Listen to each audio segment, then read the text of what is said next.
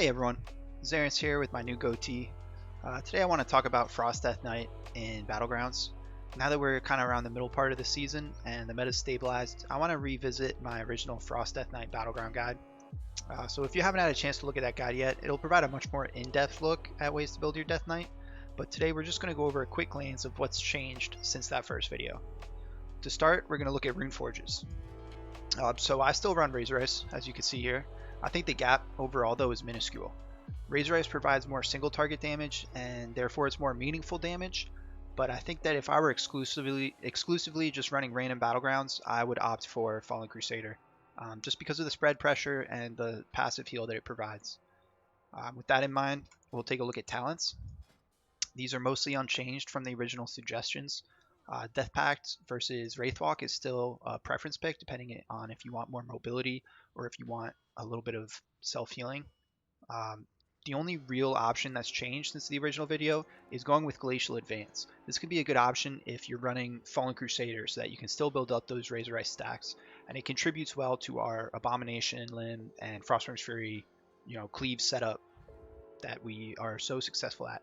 The problem with Glacial Advance is that it only stacks one application of Razor Ice at a time, so it would take about 25 seconds to 30 seconds of uptime before you get that full value out of Razor Ice. That being said, even without the Razor Ice application, the cleave is still pretty decent. But overall, Gathering Storm is passive, it's easy to use, and it's just extra damage that goes into our rotation. We don't have to think about it or anything like that. And like I said, we're going to be running Razor Ice most of the time anyway. On top of that, PvP talents are also pretty much unchanged. Chill Streak and Heartstop, you're always going to use those two. If you're running with a lot of physical DPS though, you can take out Necrotic Aura. This does boost your own damage obviously, but Delirium and Dome of Ancient Shadow are both really good options to include if you have partners or teammates that don't really benefit from Necrotic Aura. Delirium helps a lot with uptime, it helps a lot with utility, and Dome of Ancient Shadows conversely is really good at shutting down some of the scariest bursts in the game. Right now the biggest burst is probably from things like Ret Pally Wings, Fire Mage Combustion, Balanced Druid Convoke, or Elemental Shaman Stormkeeper, and Dome of Ancient Shadows pretty much negates that damage every 2 minutes. Not just on you, but on your teammates as well. That bug was fixed. It does help your teammates now. So really any of these 5 options, Delirium, Necrotic, Dome of Ancient Shadows, Chill Streak, Heartstop Aura, they're all very powerful. It's just these two that pretty much you never want to swap out, Heartstop and Chill Streak. Soulbinds in the same vein remain largely unchanged. You're going to want to go with Merilith for defensives and utility. You're going to want to go with Ameni for pure damage, and Bonesmith is pretty much just for base sitting, so that you have that extra 10 seconds after you die to keep spinning the flag. Same reason I have it set up as Unholy, because Unholy is just better for base sitting, so if you know you're going to be base sitting, then you go with Bonesmith, but these are the two that you're pretty much going to go with. Utility and defensives with Merilith, or pure damage with Ameni. I like pure damage, so I go with Ameni. Conduits are slightly different at this stage. This is what's really motivating me to make this guide is slight adjustments in the conduits that I run. Accelerated Cold is still going to be your go-to potency conduit. It's really strong. It goes really well with your burst. It's like a mini Lust every time you pop your Empower Rune weapon. And the fact that we have such little secondary stats, because so much of it is invested in Mastery and Verse, that haste buff is really nice. Now, as far as your second potency conduit, I originally suggested the Remorseless Winter conduit, Everfrost. However, after more testing, I've been leaning towards running the Abomination Limb Brutal Grasp conduit, just to have that bigger damage during my heavy damage phases, my big burst goes.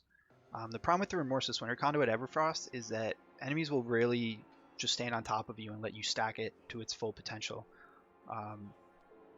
And so in that respect, it's more of a PvE talent where you can guarantee getting the full 10 stacks out of it. And that, on top of that, Remorseless Winter damage itself isn't really that powerful. Even with the conduit and the talent to buff the damage, it's still not that meaningful. It's tickling sort of damage. It's not going to really land you any kills, whereas Brutal Grasp, on top of all your kill pressure, is really powerful. They're still close, and it's pretty much a preference option for burst versus sustained. It's just that this meta is a lot more about burst than about sustained damage, and so for that reason I go with Brutal Grasp. And Unleashed Frenzy is fairly strong too.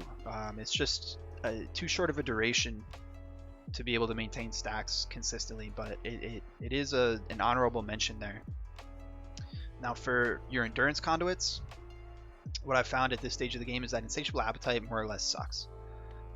It's really disappointing how bad it is, but the problem with it is that it only boosts the minimum healing done with Death Strike. And so what that means is that in situations where you really need it, it's not going to help you at all, because you're already going to be healing for more than the minimum healing through Death Strike because you're taking damage. So the only time you really get any value out of this is if you're topping yourself off after you haven't taken any damage, right? So as you can see, kind of useless. So with that being said, I now run Heart and Bones. It's an extra defensive mitigation, which is really important with how bursty this meta is. Conversely, you can run Reinforced Shell. This is a pretty solid talent too, especially if you're running Dome of Ancient Shadow. Those two synergize really well. Both on their own are fairly strong. But if you're not running Dome of Ancient Shadow, Reinforced Shell isn't really going to save you in any situations, whereas Heart and Bones, that extra 8% and even more as it gets higher eye level, could really come in handy. So with that in mind, I've been running Heart and Bones for my Endurance Conduit.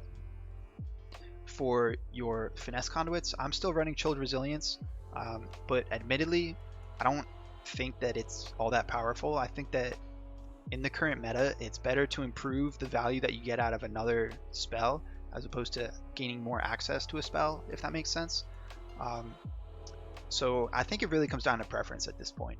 Ultimately, Spirit Drain is the only one that has any sort of damage value attached to it. It's the only one that has any chance of boosting your damage. But Fleeting Wind can help a lot with uptime. Chilled Resilience, at least in a Battleground setting, more likely that your Icebound Fortitude is going to be available for a fight. And so I still run it just because of how strong IBF is and its ability to get you out of stuns particularly. I really like it for that reason and to help me fight rogues who are annoying as hell.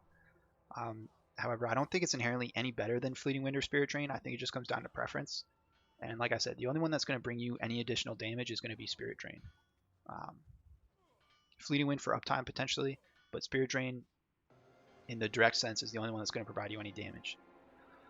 Finally, stat weights remain largely unchanged. Mastery and Verse are your two best stats by a mile. It pretty much just comes down to if you want to build Mastery for pure damage or if you want to build Versatility for a little extra mitigation. Haste is our next best stat, and Crit is fairly weak because so much of our damage and our kill pressure revolves around Obliteration and Pillar of Frost windows where we get guaranteed crits, and so Crit loses a lot of value. You'll see I still have a decent amount of Crit. That's just because of my Great Vault rewards and how they worked out. So I got pieces with Crit that would otherwise have Mastery or that would otherwise have Haste. And so I'm just kind of stuck with those for now until I remove them. But as the season goes on and I get the proper secondary stats for my gear, you'll see a lot of fluctuation from Crit into Haste and Mastery. So the only Crit that I'll have will be from this trinket. So I'll lose 111 Crit and I'll put probably half of that into Haste and the other half into Mastery, just based on the pieces that I have left. So these will both be Haste and this will be Mastery. That'll add up to 111 less Crit.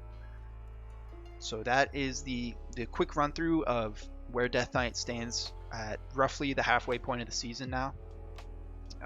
Thank you for watching. I appreciate all the views. If you have any questions or comments, I'd be happy to further discuss this topic. If you enjoyed the video, please like and subscribe. And if you want to catch live games of my Death Knight, check out my stream at twitch.tv/Zaronce. And I hope to see you there. Take care.